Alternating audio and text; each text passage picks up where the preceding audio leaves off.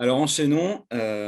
Merci pour ce premier thème donc, qui portait sur l'aménagement. Là, on va parler de transport. La transition est assez bien trouvée. Mais alors, du coup, bon, l'Île-de-France, c'est une région qui souffre d'un mouvement pendulaire entre les zones de vie et les zones d'activité.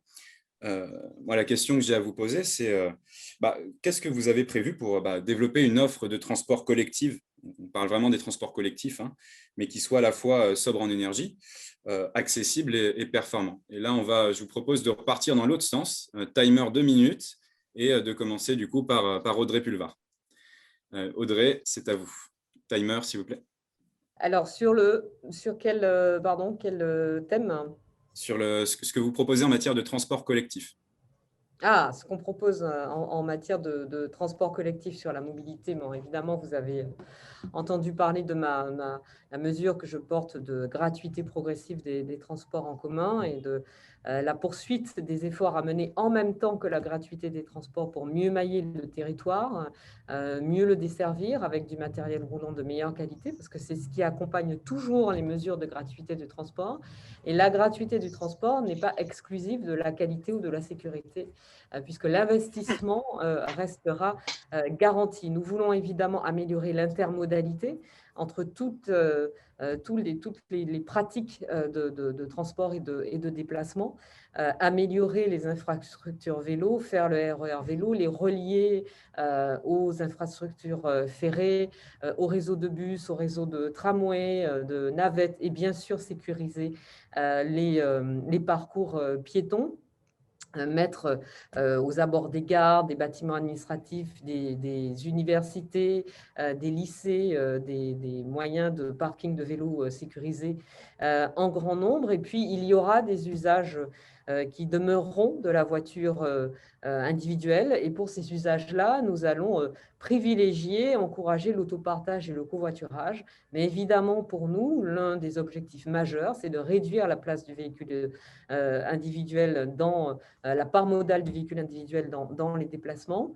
Et cette mesure de gratuité des transports qui, je le répète, n'est pas exclusive de la poursuite de l'investissement, elle doit s'accompagner d'une modification de l'ensemble de nos mobilités, c'est-à-dire aussi des trajets domicile-travail, c'est-à-dire favoriser par exemple le fait pour les salariés pour lesquels c'est possible d'avoir 1 à 2 journées de télétravail par semaine, favoriser des heures d'arrivée, des heures de départ décalées dans les administrations ou dans les entreprises, et encourager aussi les entreprises à inciter leurs salariés à choisir les mobilités actives. Je vois que mon temps est écoulé et j'aurais pourtant Merci. plein d'autres choses à vous dire. Merci beaucoup, Audrey Pulvar. Juliette Esparguière, je vous en prie. Hem, comme le temps est très court, enfin, plutôt que de balayer tout très vite, je voudrais, concentrer une problématique vélo un petit peu. Je suis de Grande Couronne, moi je vis à Là, Pontoise. s'il vous plaît, on va vraiment focaliser transport collectif, hein. Ah, Euh, collectif. oui, s'il vous plaît. C'est dommage, c'est dommage. Parce qu'en l'occurrence, en aménagement des mobilités, il y a un vrai sujet sur les plans vélo pour connecter les différents réseaux vélo en Île-de-France et du coup, probablement désengorger les transports collectifs ferrés. C'est dommage. Mais je joue le jeu. En ce qui concerne les transports collectifs de bus, nous sommes favorables à une décarbonation, à une sortie des énergies fossiles totales d'ici 10 ans pour l'ensemble du réseau de bus. Donc que ce soit avec hydrogène ou électrique. Sur les réseaux ferrés, il y a de gros efforts et des gros investissements à faire pour fluidifier, évidemment, pour rendre ces moyens de transport efficaces et opérants, de sorte qu'il n'y ait pas de report sur la voiture par manque de fiabilité du réseau. Mais il y a aussi une question, évidemment, de développement en étoile de l'Île-de-France. C'est pourquoi l'effort doit vraiment être concentré sur la construction de transverses, puisque je vous rappelle par exemple que sur le périphérique, 40% du trafic, c'est du banlieue à banlieue. Donc on doit vraiment mettre le paquet au niveau régional, sortir de ce développement en étoile qui paralyse complètement le trafic, qui surcharge les rames totalement inutilement et qui force les salariés à choisir de travailler plutôt en zone centre que dans une autre partie de l'Île-de-France parce que tout simplement, ils mettraient 2 heures à y aller. Donc, si on veut rapprocher le travail du domicile, ça veut dire qu'on doit pouvoir, grâce au transport en commun, pouvoir travailler à 15 km de chez soi, sans avoir à aller d'abord vers Paris, puis revenir en arrière. Donc ça, ce serait un progrès qui serait vraiment énorme, qui probablement induirait un changement de société peut-être aussi grand que celui qu'on est en train de vivre avec le télétravail, parce qu'effectivement, le télétravail modifie considérablement nos usages des transports collectifs, mais c'est vraiment un travail qu'on doit entreprendre et il est extrêmement onéreux. C'est pourquoi l'idée de la gratuité, à notre sens, n'est pas la bonne. Merci beaucoup, Juliette Esparguière. Julien Bayou est de retour, de ce qu'on me dit. Julien. Oui, toutes mes excuses, j'ai été coupé, je suis passé sur le téléphone. Déjà, je trouve que les questions oui, non sont utiles en vrai, on a besoin de clarté. Sur la question des transports collectifs sobres, ponctuels, accessibles, l'enjeu quand même du SDRIF, de rééquilibrer le territoire est important parce qu'il y a 2/3 des emplois sur 6% du territoire. Donc, en fait, c'est trop dense et une mobilité subie importante. Il y a un enjeu sur la marche, aménager les villes. C'est une question essentielle en particulier pour les plus vulnérables. Il y a pour nous une solution vélo. Nous voulons 1700 km de voies sécurisées, dont le RER vélo, mais bien plus encore. Plus évidemment des parkings sécurisés, des gares 100% cyclables et le fait de donner un vélo aux lycéens. En fait, l'enjeu pour nous, c'est de réduire la place de la voiture et de réduire la dépendance à la voiture, donc de proposer des alternatives. C'est l'investissement dans les transports du quotidien, les bus en grande couronne, le transport à la demande. Nous voulons une solution de transport à 15 minutes de chez soi. Les transports du quotidien, c'est les investissements absolument nécessaires dans l'amélioration des lignes, des RER en particulier, rénover les trains. Nous voulons prolonger les trams, voilà, les trams qui sont vraiment utiles, le T5, le T7, le T11. Voilà, si on veut désenclaver le Val d'Oise, eh bien, le T11 pour nous est prioritaire. On ne peut pas faire en même temps le Charles de Gaulle Express et la rénovation du RER B. Et on ne mentionne jamais la question de l'accessibilité, mais tous ces travaux sur les RER, sur le Grand Paris Express, font que finalement, on reporte à plus tard la mise en accessibilité des gares. Je pense à Melun, calibré pour 2035. Et ça, moi, je ne comprends pas que ça ne soit pas un scandale national. Et enfin, la question de l'intermodalité. Parce que l'enjeu, c'était une grosse proposition de la Convention citoyenne pour le climat. Il y a une fluidité, une facilité à passer des offres de l'une à l'autre, des parkings relais aux vélos en libre service et autres. Et nous voulons tous regrouper toutes ces offres sur une même application, le Pass Navigo Plus.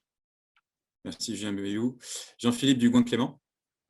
Oui, alors déjà rappeler que c'est 24 milliards d'euros qui sont fléchés sur 10 ans de 2016 à 2025 pour les transports collectifs, avec un pass Navigo gelé depuis 3 ans, que ce sont 650 trains RER neufs ou rénovés, 100% vidéo protégés, 2700 bus propres, 20 000 vélos électriques en location, et nous souhaitons amplifier encore cet effort.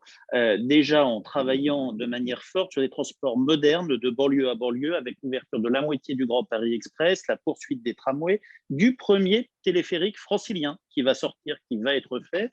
Pour les territoires ruraux, nous voulons 40 transports à la demande et 500 bus supplémentaires. Nous souhaitons également de nouveaux services en gare, parce que c'est un moyen de faciliter, de s'adapter aux nouveaux modes de vie avec des crèches, des espaces de coworking, des commerces de proximité, des ateliers de réparation de vélos. Nous souhaitons poursuivre l'accessibilité du réseau de transport en commun. C'est 1,4 milliard que nous allons budgéter pour poursuivre cette mise en accessibilité des gares et passer de 38% à 60% du réseau ferré accessible en 2024. Ce qui fera qu'on sera tout simplement devant des métropoles comme New York ou Londres, parce qu'il faut aussi se comparer et savoir ce qui se fait ailleurs. Nous souhaitons la régionalisation du PAM, et puis parce que c'est une question de justice sociale, d'équité, de solidarité entre les territoires, nous souhaitons mettre en place un bouclier tarifaire avec un tarif de 4 € maximum pour tout déplacement sur le réseau francilien de transport, pour supprimer tout simplement une injustice absolument énorme entre habitants de petite ou de grande couronne, ou sur des habitants de grande couronne étant amenés à utiliser occasionnellement, voire en famille, sur certains déplacements, les transports en commun, on peut être sur des coûts très importants. Là, c'est des dizaines d'euros qui peuvent venir tout simplement, non pas faire une gratuité non financée, mais répondre à une véritable inégalité. Merci beaucoup. Gilles Maudouraillet. Est-ce qu'on le micro, c'est peut-être la modo. Ouais. C'est mieux si on m'entend. Oui, nous on pense pour le résumer qu'il faut investir dans les transports du quotidien. On pense que c'est pas possible à la fois de faire le Charles de Gaulle Express et de faire des trains à 24 € pour des aéroports, qui au passage ne sont pas des modes de transport collectif qu'on veut continuer à développer, et faire les investissements qui sont nécessaires sur les RER B, C et D, faire le doublement du tunnel entre Châtelet et Gare du Nord pour améliorer aussi les problèmes de retard qu'on a sur ces RER. On veut en fait que nos transports ne soient plus subis pour de trop nombreuses personnes qui vivent en banlieue aujourd'hui et qui, des fois, font le choix contraint de prendre la voiture parce qu'elles ne peuvent pas se rendre au travail en étant sûres d'arriver à l'heure en utilisant les transports collectifs à cause de leur mauvais état. Donc, on investira vraiment dans les transports du quotidien et pour le faire, il y a aussi quelque chose qui est très important pour nous, c'est qu'il faut se battre contre la privatisation et la mise en concurrence. Et ça, je crois qu'on est vraiment les seuls à le dire si clairement. Nous sommes opposés à la privatisation. Valérie Pécresse aujourd'hui mène une politique qui va dans le sens de la privatisation, qui certes est imposée par la loi LOM et l'Union européenne, mais elle va plus vite qu'il n'est nécessaire de le faire pour se conformer à la loi. Et nous pensons qu'il faut au contraire lutter contre et qu'en mettant en place une régie publique, on peut trouver le moyen de résister à cette mise en concurrence. On a vu les effets de la privatisation partout dans le monde, c'est la dégradation de la qualité. On en voit déjà les effets sur le tram T9 où elle est en place depuis peu de temps. Et nous nous opposerons très clairement à ça afin de pouvoir mener une politique d'investissement et de rester en pleine mesure de la politique de transport, en pleine maîtrise de la politique de transport de la région. Merci beaucoup. On a ce projet de modernisation de la gare d'Austerlitz. C'est un projet qui vise à notamment la construction de plus de 50 000 mètres carrés de bureaux et 20 000 mètres carrés de surface commerciale dans les friches aux alentours de la gare, et ce qui peut sembler un peu anachronique à l'heure où, d'une part, on essaye de végétaliser des surfaces pour lutter contre les effets de haute chaleur, et où le Covid a mis aussi un peu, a impacté la notion de travailler en bureau. Donc, question pour ou contre, est-ce que vous êtes pour ou contre ce projet-là? Gilles Maudroyer. Nous pensons que le projet de construire une gare, un centre commercial dans une gare, que ce soit à la gare d'Austerlitz ou à la gare du Nord, est un projet assez anachronique. Nous aurions préféré des logements ou des espaces verts. Qui plus est, construire des bureaux aussi semble un peu anachronique au regard en plus de ce qui s'est passé avec la crise du Covid, où on voit que les besoins en bureaux ont baissé. Donc il y a déjà des mètres carrés et des mètres carrés de bureaux vides à Paris qui seraient mieux utilisés à faire des logements. Nous ne voyons pas forcément l'intérêt d'en construire des supplémentaires. Merci. Dans les commentaires, on voit vraiment qu'il y a besoin de clarté pour ces questions pour ou contre. Donc je vous demande vraiment de faire très très très court, d'essayer de jouer le jeu au max. Jean-Philippe Dugoin-Clément. Oui, bon, déjà on est sur une gare qui n'est pas gérée par la région. Nous pensons qu'il est légitime de moderniser nos grandes gares en y amenant des services et des commerces pour améliorer leur attractivité. On a une ligne rouge, c'est que les évolutions ne doivent pas dégrader d'une quelconque manière les transports eux-mêmes, puisque c'est la finalité et ça reste la finalité d'une gare. Enfin, si aménagement il doit y avoir, pour nous, il doit être exemplaire d'un point de vue environnemental et intégrer les attentes des riverains. Merci. Juliette Esparguière. Oui, alors sur une portée régionale, il faut le mettre en cohérence avec nos objectifs, c'est-à-dire lutter contre les îlots de chaleur, lutter contre l'hyperdensification, qui encore une fois est au détriment des plus faibles à Paris.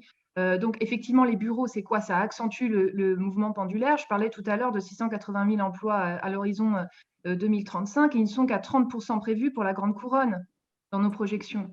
Donc moi, je serais quand même favorable à un rééquilibrage plutôt de l'emploi vers les bassins de vie. Donc vous êtes contre ce projet Gare d'Austerlitz? Je ne suis pas contre parce que ce n'est pas un projet régional, mais je demande à ce qu'il soit mis en cohérence aussi avec nos objectifs. Qui est aussi beaucoup financé par la région, c'est pour ça qu'on en parle. Audrey Pulvar, est-ce que vous êtes pour ou contre ce... Alors moi, comment vous dire, personnellement, philosophiquement, je suis plutôt opposée à ce type de projet. Bon, je n'étais pas dans la précédente mandature et ce projet, il a été instruit par l'État, qui en est le signataire.